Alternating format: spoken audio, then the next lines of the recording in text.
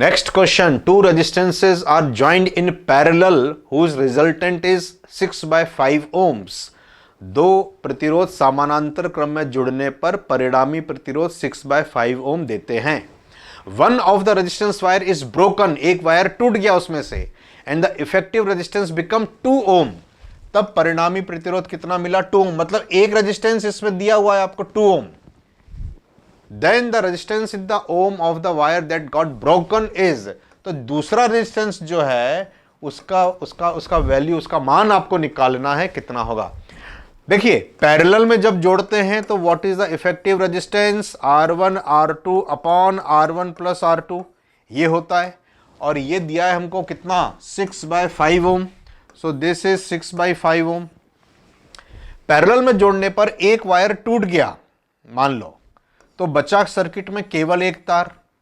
ऐसा एक वायर टूट गया, ब्रेक हो गया, तो बचा केवल एक तार, है ना. R1 आपको दिया हुआ है 2 ओम, ये दिया हुआ है 2 ओम. तो जब एक तार टूट गया तो ये ब्रेक हो गया, तो सर्किट में केवल एक तार बचेगा 2 ओम. तो इसमें आप क्या कर सकते हो? R1 की जगह पे 2 ओम डाल दो, बहुत simple. 2R2 upon 2 plus R2, and now this is given as 6/5.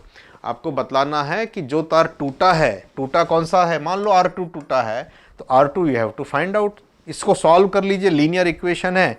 2 से cancel out, 2 3 6, cross multiplication. 5R2 is equal to 3 2 6 plus 3R2. 3R2 is transferred here. 5 minus 3 कितना? 2R2 is equal to 6. तो definitely R2 is equal to 2 से cancel out 3 times. Your answer is 3 ohm. D is correct answer. Same pattern पे एक और question देख लीजिए. Two resistances when connected in parallel have equivalent resistance 3 ohm. Means parallel में जोड़ेंगे R1 R2 upon R1 plus R2. This is given as 3 ohm. When one of the resistance is burned and broken, the net resistance is 12 ohm. तो एक तार अगर टूट जाता है तो जो दूसरा तार है उसकी वैल्यू दी गई है आपको, तो R1 की जगह मैं डाल देता हूं 12 ओम. सेम जैसे प्रीवियस क्वेश्चन था वैसा का वैसा ही. It is plus and it is 3 से कैंसिल कर दीजिए 4 times. 4R2 you have to find out R2. Same equation. Cross multiplication. 12 plus R2. R2 is transferred here. 3R2 is 12. So what is R2? 3 4s are 12. 4 ohm. A is correct answer.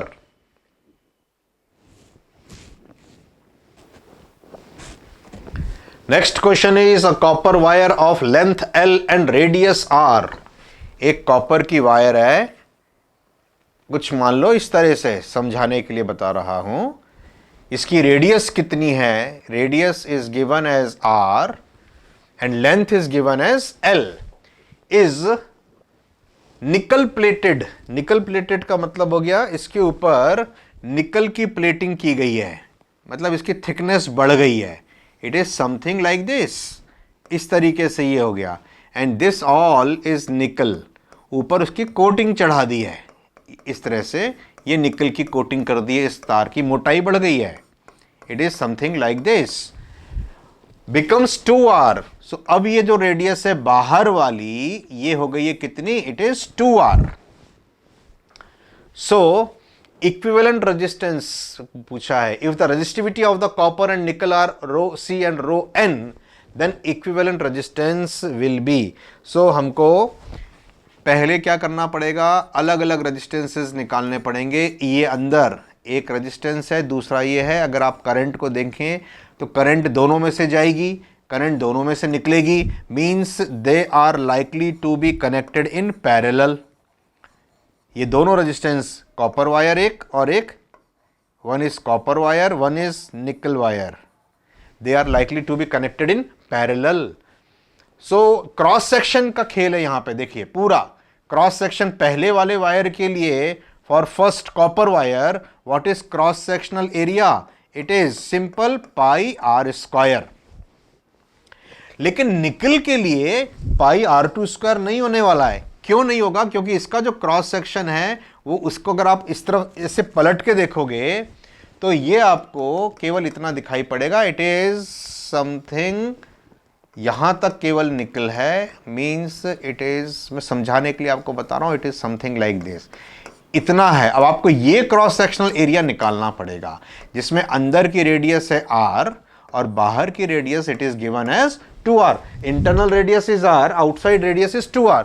सो इसका cross sectional area कितना होगा? इस पूरे area निकाल लो, pi into 2r square, उसमें से ये अंदर वाला इतना पोर्शन माइनस कर दो, ये area, minus pi into R square. So this is the cross sectional area of nickel wire.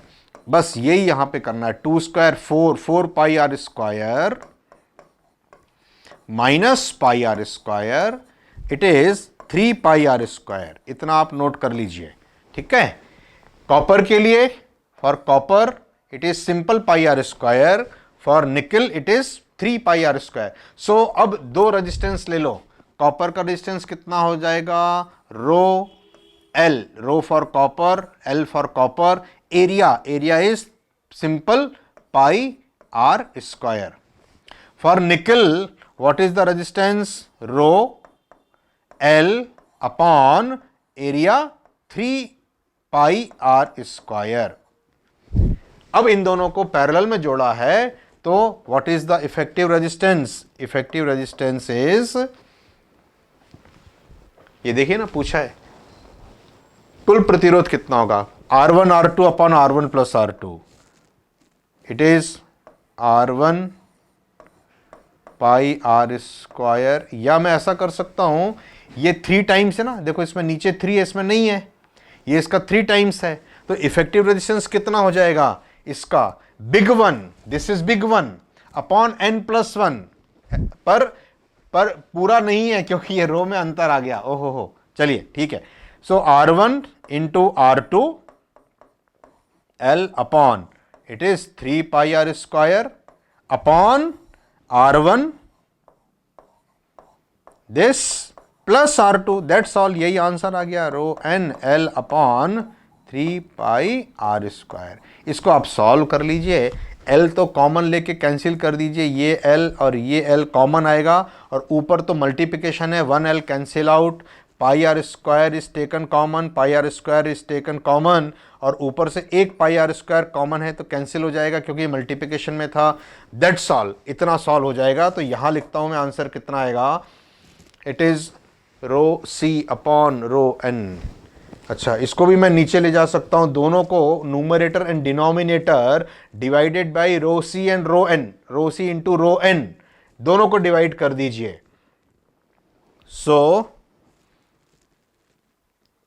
it is L upon 3 pi r square whole divided by, here it is cancel out, it is equal to 1 upon rho n plus 1 upon 3 rho c, इस form में आ जाएगा।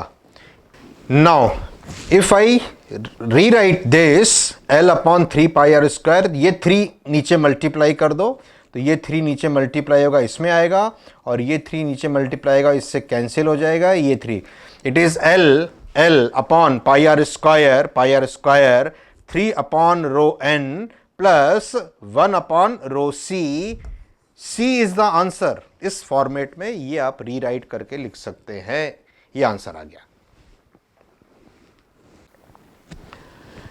Next question, an electrical cable of copper has just one wire of radius 9 mm।